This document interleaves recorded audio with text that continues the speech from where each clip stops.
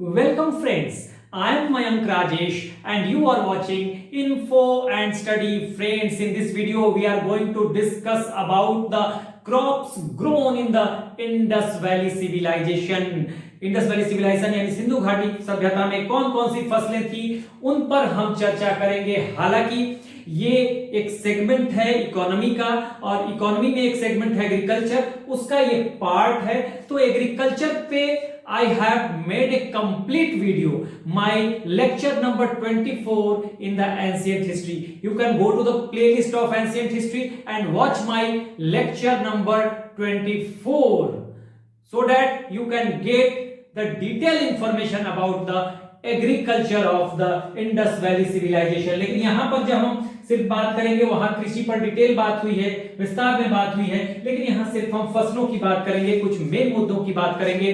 देखिए ये मैप है और मैं आपको बता दूं भारत, ये पाकिस्तान और ये अफगानिस्तान, तीन देशों में सिंधु घाटी सभ्यता यानी इंडस वैली सिविलाइजेशन जो है वो फैली हुई थी। और ये जो फैली हुई थी ये इंडस रिवर सिस्टम के आसपास थी। ठीक है, ये देखिए इसी के आसपास सराउंडेड ये जो पूरी सभ्यता थी ये फैली हुई थी। और ये है इंडस रिवर सिस्टम।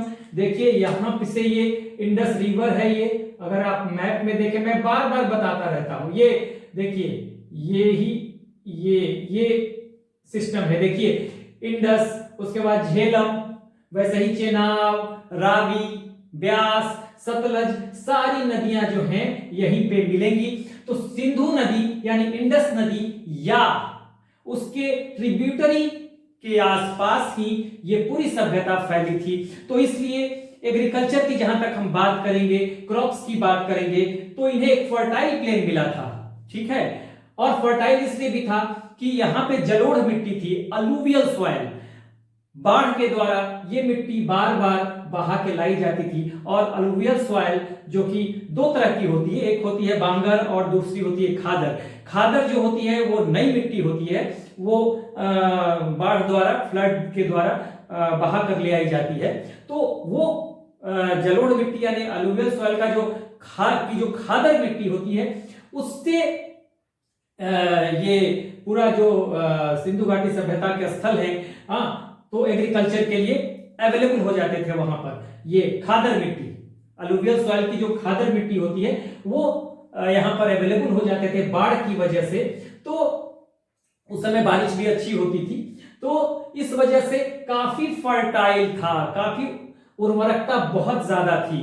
तो एक तरह से कृषि जो था, एग्रीकल्चर जो था, बहुत ही मेन व्यवसाय के रूप में, मेन पेशा के रूप में उभर कर आया सिंधु घाटी सभ्यता में। तो वहां जो फसलें थी, देखिए फसल की जहां तक हम बात करेंगे, तो अगर फसलों को देखें तो मेन दो पार्ट में हम बांट सकते हैं सिंधु घाटी सभ्यता की फसलों को। एक तो मुख्य क्रॉप होंगी, ठीक है, एक है मुख्य क्रॉप, ठीक है, मुख्य क्रॉप।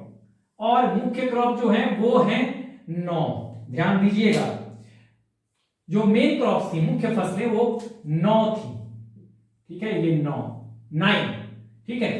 और उसके अलावा कुछ लोकल या एडिशनल, अतिरिक्त, या उनको स्थानीय कह सकते हैं। तो मेन क्रॉप का मतलब ये हुआ कि ये बृहद रूप से ज्यादातर स्थलों पे, ज्यादातर साइट्स पे पाई गई, ये फसलें पाई गई। तो ये पूरे लगभग सिंधु घाटी सभ्यता में ये फसलें मिलेंगी लगभग, लेकिन ये कुछ पर्टिकुलर प्लेसेस पे मिलेगी ये फसलें। ठीक है ना, लोकल, इसलिए इनको स्थानीय कहा गया या अतिरिक्त कहा गया कि किसी स्थान विशेष पर ही इन फसलों को के एविडेंस देखे गए, साक्ष्य देखे गए। तो अब देखिए यहां पर जो मेन क्रॉप्स हैं वो हैं व्हीट और बार्ली। कभी भी ऑप्शन में आए अगर एग्जामिनेशन में, तो देखिए ये मेन फसलें हैं, मेन क्रॉप्स हैं। तो राइस भी अगर दे देता है, अगर मान लीजिए व्हीट, बार्ली, मिलन, या cotton they they, wheat, barley, cotton and rice, तो कौन सा मेन फसल नहीं था? तो ऐसा मत समझिएगा। आज का स्टेपल फूड है, स्टेपल फूड ग्रेन है राइस, लेकिन उस समय स्टेपल फूड ग्रेन नहीं था। स्टेपल फूड ग्रेन जो था ये था व्हीट था, बार्ली था, ये सब स्टेपल फूड ग्रेन थे। ठीक है ना। तो जो मेन 9 है वो है, एक तो व्हीट है, देखिए गेहूं है, व्हीट का मतलब गेहूं, ठीक है। गेहूं हो गया, बार्ली यानी कि जौ हो गया, देखिए गेहूं हो गया, बार्ली यानी कि जौ हो गया, ठीक है। और एक बात और ध्यान रखना है कि बनवाली एक ऐसा जगह है, इसके बारे में मैं पहले डिटेल लेक्चर में पढ़ा चुका हूं। बनवाली एक ऐसा जगह है जहां से बहुत ही अच्छे किस्म के, मतलब best quality of barley and good quantity of barley has been discovered, ठीक है। तो ये साक्ष्य मिले हैं कि यहां पर सबसे अच्छी किस्म की और सबसे ज्यादा मात्रा में यहां पे बार्ली यानी जौ मिला, कहां पे? बनवाली में। तो ये क्वेश्चन आपके लिए बन जाता है एग्जामिनेशन के लिए, ठीक है। तो ये क्वेश्चन आपके लिए बन जाता है। उसके बाद मिलन है, मिलन का मतलब खरबूज, ठीक है, खरबूज होता था। वाटरमेलन तरबूज होता था। मेन क्रॉप्स में है, ये ध्यान रखिएगा। कॉटन कपास, ठीक है, कपास यहां पर इसको मेन क्रॉप में रखा गया। वैसे भी आप मोहनजोदड़ो में देखेंगे ना, तो मोहनजोदड़ो में एक सूती कपड़े में चाकू लपेटा हुआ मिला है, ठीक है ना। तो इससे पता चलता है कि उस समय कॉटन के एविडेंसेस उस समय मिले हैं, उस समय यानी उस समय कॉटन था, कपास था। और वैसे भी आपको मैं बताऊं कि cotton, the Indus people were first to produce cotton, were the earliest people to produce cotton, ऐसा कहा जाता है, ठीक है। आपको एनसीईआरटी में भी मिल जाएगा, जब आप आर.एस. शर्मा, रामाशरण शर्मा की किताब पढ़ेंगे एनसीईआरटी की, तो वहां मिल जाएगा। और कॉटन के बारे में ग्रीक्स जो थे, सिंधु नदी के किनारे होने के कारण इस सभ्यता के, ग्रीक्स, यूनानी ग्रीक्स, ये कहा करते थे सिंडन, ये ध्यान रखिएगा, सिंडन, ये कहेंगे सिंडन। कौन कहेगा? यूनानी जो थे ग्रीक्स, ये कहेंगे सिंडन कॉटन को। तो अब से एग्जाम में आ जाए कि कॉटन को सिंडन किसने कहा, तो यूनानियों ने कहा, ध्यान रखिएगा। उसके अलावा मस्टर्ड, सरसों होता था। ब्लैक मस्टर्ड, राई, मस्टर्ड, सरसों, ब्लैक मस्टर्ड, राई, पीज, मटर और सेसमम यानी कि तिल। हिंदी वालों के लिए बता रहा हूं मैं, इंग्लिश वाले के लिए तो लिखा ही हुआ है। व्हीट, गेहूं, बार्ली, जौ, मिलन, आपको खरबूज, वाटरमेलन, तरबूज, कॉटन, कपास, मस्टर्ड, सरसों, ब्लैक मस्टर्ड, राई, काला राई आप देखते होंगे सरसों की तरह का होता है।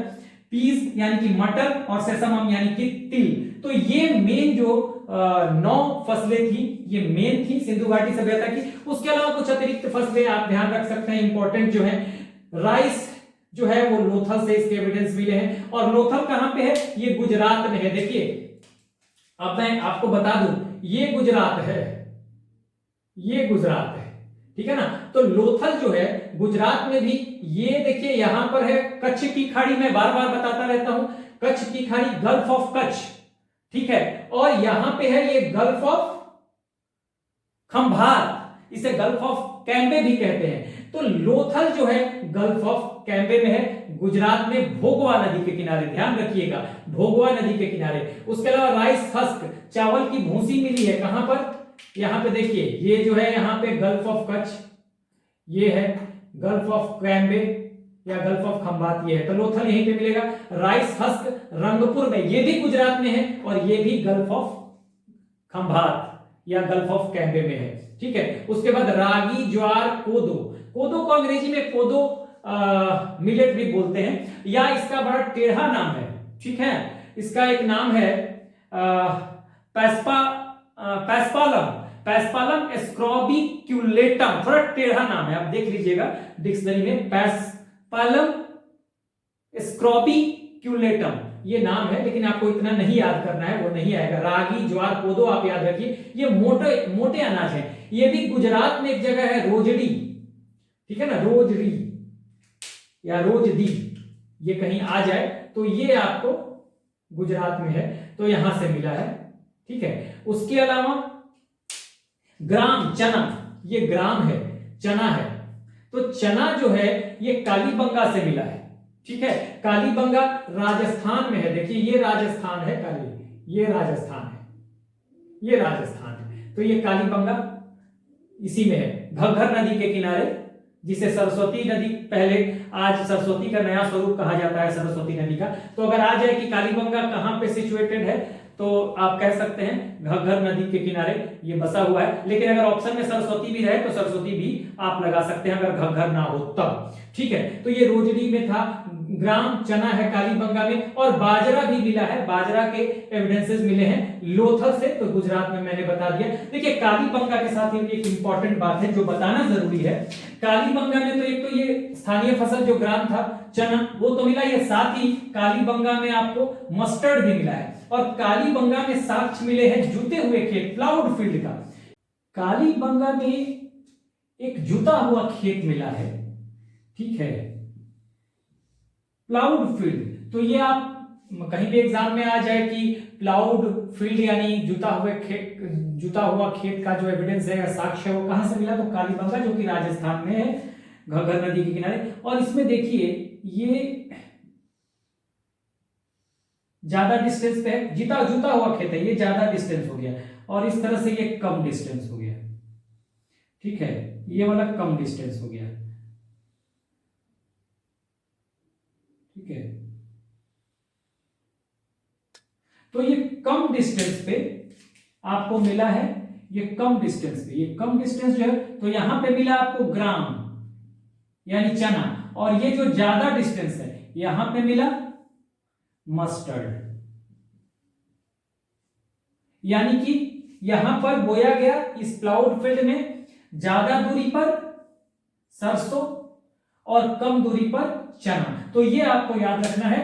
इसके अलावा एक इंपॉर्टेंट बात मैं बता दूं कि सिंधु घाटी सभ्यता के लोग अक्टूबर और नवंबर में, ठीक है ना, या कहीं कहीं देगा आपको नवंबर दिसंबर में, अक्टूबर नवंबर दे या नवंबर दिसंबर दे, तो ये वो समय था जब ये फसल बो देते थे। ठीक है, देखिए नवंबर दिसंबर में फसल ये बो देते थे, ठीक है, और काट लेते थे मार्च अप्रैल में। ये आपके लिए जानना बहुत जरूरी है। क्यों? क्योंकि देखिए हो सकता है अक्टूबर नवंबर भी कभी दे दे, तो अंतर नहीं, लगभग यही देगा, नवंबर से मार्च दे दे, या दिसंबर से अप्रैल दे दे, या नवंबर दिसंबर दे दे, या अक्टूबर नवंबर दे दे, तो इसमें थोड़ा बहुत का फर्क हो सकता है। तो ये जो टाइम पीरियड है, तो ये आपको ध्यान रखना है कि ये टाइम पीरियड जो होता है ये रबी का पीरियड होता है। दो तरह की फसलें होती है, रबी और खरीफ। तो रबी के फसल का टाइम होता है नवंबर दिसंबर या अक्टूबर नवंबर से लेकर मार्च अप्रैल तक का, ये रबी।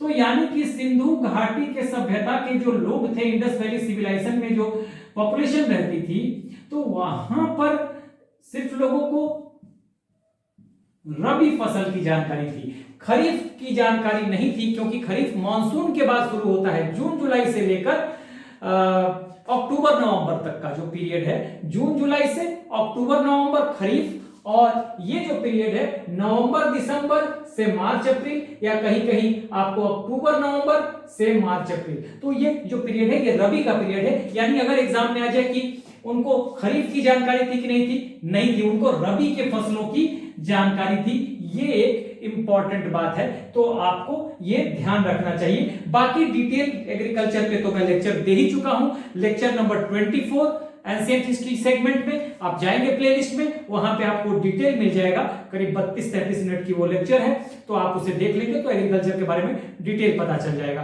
तो now this is the end of the video, do like share and subscribe, take care.